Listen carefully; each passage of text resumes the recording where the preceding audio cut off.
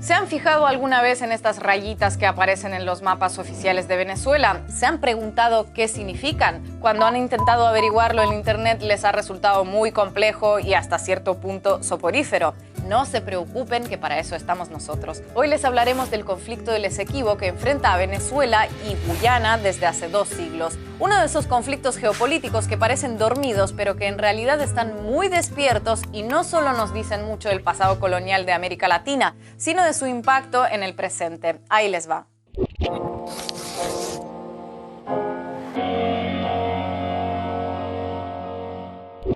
En Venezuela existe una frase que dice: el sol de Venezuela nace en el Esequibo. Una expresión con un profundo significado, no solo lírico, sino también geopolítico. Para entenderlo, tenemos que revisar la historia. Hace justo 2 siglos, en 1821, se constituía la República de la Gran Colombia, de la que Venezuela formaba parte entonces junto con Colombia, Ecuador y Panamá.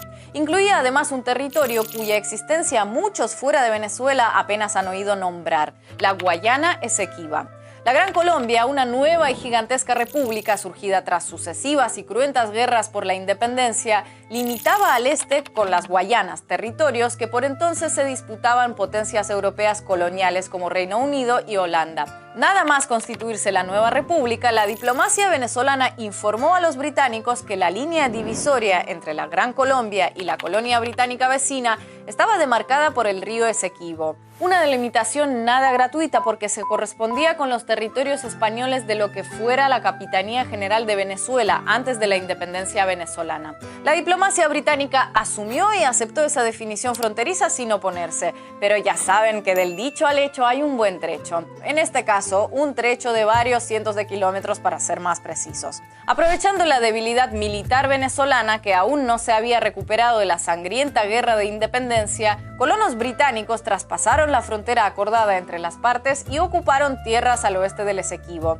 A pesar de la enérgica protesta de las autoridades gran colombianas, Reino Unido prosiguió su política expansionista en la zona. La muerte de Simón Bolívar en 1830, la disolución de la Gran Colombia al año siguiente y las sucesivas guerras internas en Venezuela le allanaron el terreno, nunca mejor dicho. En 1835 los británicos establecieron unilateralmente la llamada línea Schomburg, que dejaba atrás el río Esequibo como frontera oficial. No contentos con eso, en las décadas siguientes fueron moviendo esa misma línea que ellos mismos habían fijado más y más hacia el oeste, hasta anexionar de facto 80.000 kilómetros cuadrados a la Guayana británica, a costa del territorio venezolano. Esta expansión británica fue tan escandalosa que hasta Estados Unidos sintió que violaba su principio de América para los americanos. Así, en 1895, el presidente estadounidense Stephen Grover Cleveland instó a Venezuela y a Gran Bretaña a dirimir el conflicto mediante un arbitraje internacional. Un arbitraje digno de un Real Madrid-Barcelona con Florentino Pérez vestido de negro y soplando el silbato, como verán a continuación. El laudo arbitral de París de 1899 contó con 2 jueces estadounidenses, 1 ruso, 2 británicos y esperen que cuente bien. Un total de 0 jueces venezolanos. 0, como lo oyen, 2 jueces británicos y ninguno venezolano en un contencioso entre Reino Unido y Venezuela. Todo un no lo sé Rick en versión jurídica. Venezuela basó su caso en la titularidad heredada de su independencia de España, demostrada con abundantes documentos históricos, y Reino Unido básicamente presentó mapas con sus exigencias basadas en la letra del God Save the King será. Los jueces británicos favorecieron la postura del Reino Unido. Increíble, ¿quién lo hubiera imaginado? E hicieron lobby para lograr un veredicto unánime, amenazando con que, de lo contrario, su país ignoraría tranquilamente el veredicto y no le pasaría nada, cosa totalmente cierta ayer y hoy. El magistrado ruso que presidía el tribunal, Fyodor Martens, recibió una lluvia de títulos honoríficos por parte de prestigiosas universidades británicas en los años siguientes al laudo.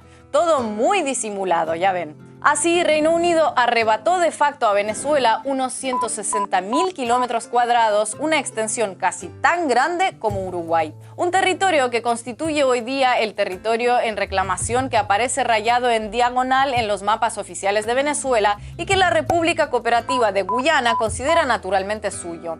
En 1962, tras ese masazo judicial de 1899 y varias décadas de inestabilidad interna, Venezuela elevó sus protestas ante ante la ONU en lo referente al famoso arbitraje del Laudo de París, y 4 años después se llegó al llamado Acuerdo de Ginebra, aún vigente. Este acuerdo mantenía el statu quo y otorgaba la autoridad y los derechos de ocupación al Reino Unido, pero también reconoce los derechos de soberanía venezolanos sobre dicha zona, por lo que exhorta a las partes a encontrar una solución pacífica y concluyente. Más que un acuerdo en sí mismo, se considera como un acuerdo para llegar a un acuerdo. Desde ese año de 1966, ya con Guyana como república independiente, las buenas relaciones entre Caracas y Georgetown dejaron el conflicto en un punto latente, sin avanzar ni retroceder en la búsqueda de ese primer paso para alcanzar un entendimiento.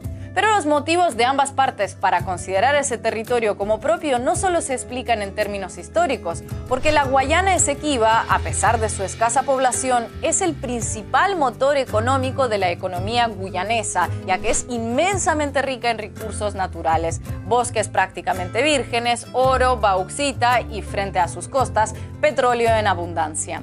Precisamente el descubrimiento y explotación de hidrocarburos durante la última década reabrió las tensiones entre Guyana y Venezuela. La petrolera estadounidense Exxon, a pesar de las enérgicas protestas de Caracas al respecto, ya opera en el llamado Campo Lisa, uno de los más prometedores del continente, que podría contener unos 1.400 millones de barriles de crudo. En 2018, ante las tensiones reavivadas, el secretario general de la ONU puso el asunto en manos de la Corte Internacional de Justicia. Decisión que Guyana tomó con gran satisfacción, pero que Venezuela rechaza tajantemente porque la interpreta como un intento de enterrar el Acuerdo de Ginebra y reavivar el Laudo de París. Otra vez, un tribunal radicado en Europa determinaría el futuro del Esequibo. Sea cual sea ese veredicto, sin duda la cuestión seguirá abierta, no solo porque actualmente se lleva a cabo sin el aval de una de las dos partes, sino porque además, incluso si la suerte y la justicia en los años por venir se ponen del lado de Venezuela, también surgirían dificultades a la hora de implementar el retorno de ese territorio. En la Guayana Esequiba viven más de 100.000 personas que, excepto en las comunidades indígenas, tienen una cultura, idioma e identidad diferente a la de los venezolanos.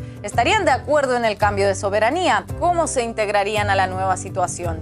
Dificultades que, a pesar de su tamaño, no pueden opacar el hecho de que estamos ante un claro e injusto vestigio de la época colonial, una época que, por lo visto en varias ocasiones en pleno siglo XXI, parece que solo es cosa del pasado en el papel.